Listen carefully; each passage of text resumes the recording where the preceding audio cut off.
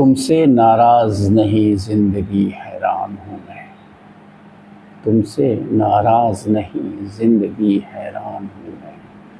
तेरे मासूम सवालों से परेशान हूँ मैं। नाराज़ नहीं ज़िंदगी हैरान हूँ मैं, हो हैरान हूँ मैं।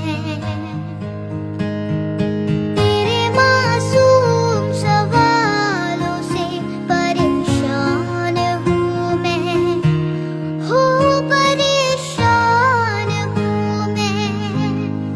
ज़िंदगी ज़िंदा दिली का नाम है। ज़िंदगी ज़िंदा दिली का नाम है। मुर्दे भी क्या ख्वाब जिया करते हैं।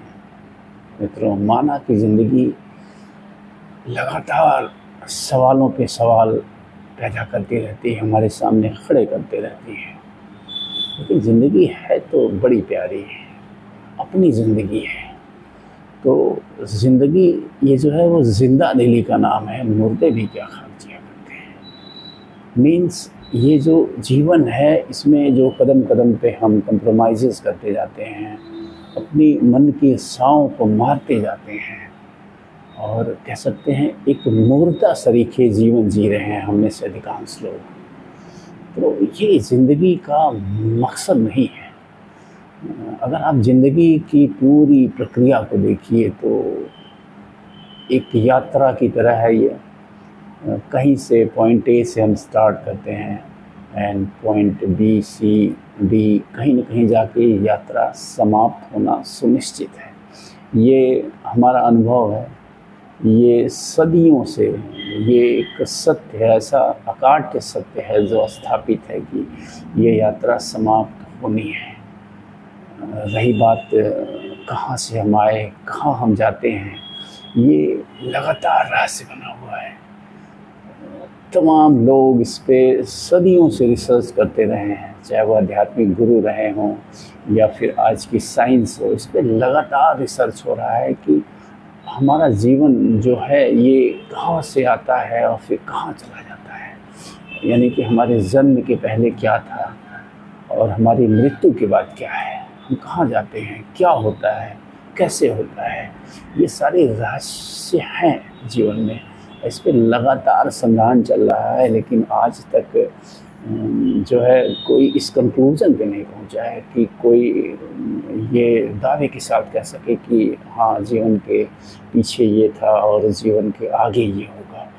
तो कुल मिला के जीवन जीने का नाम है और इस छोटे से जीवन को आप इसे छोटा ही मत कहिए, ये कहिए कि इस छोटे से और हमें कुछ नहीं पता है। अगला पल हो सकता है कि हमारे जीवन का अंत हो। तो इस छोटे से ही जीवन को मत कहिए। आप ये भी दावे के साथ नहीं कह सकते हैं कि आप अगले 10 साल, 20 साल, 25 साल रहेंगे इस दुनिया में। तो कुल मिला के जो उद्देश्य मनुष्य का रहा होगा वो क्या रहा होगा।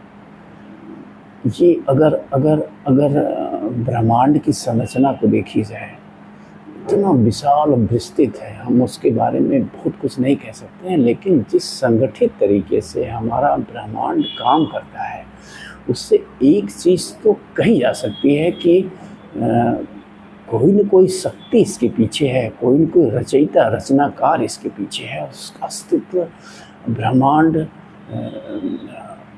हम सब जानते हैं कि creator is always bigger than his creation. यानी जो रचनाकार होता है वो हर हाल में अपनी रचना से बड़ा ही होता है। तो इस नज़रिए से अगर देखा जाए तो ये जो ब्रह्मांड है, इसको साइंस ने जितना एक्सप्लोर किया अब तक, उस नज़रिए से my goodness, we don't have word to explain how big, how expanded our universe is. तो इसके आधार पे अगर उस रचनाकार की कल्पना करी जाए तो माय गुडनेस, हमारे माइंड के पास वो क्षमता नहीं है। हम कभी भी उसकी कल्पना नहीं कर सकते, हम उसको दृश्यांकित नहीं कर सकते हैं, हम उसको किसी किसी किसी तरह से उसका कोई आकार जो है उसकी कल्पना नहीं कर सकते हैं। हम प्रतीक बना सकते हैं बस, जैसा सनातन संस्कृति तो नहीं, हिंदू धर्म में जैसे प्रतीक है वो एक प्रतीक मात्र है, वो कहीं से भी उस ईश्वर की प्रतिकृति नहीं है। ये हमारी भूल होगी अगर हम उसे ईश्वर की प्रतिकृति समझते हैं, तो वो बेहद विशाल है। तो मेरा कहने का मतलब है कि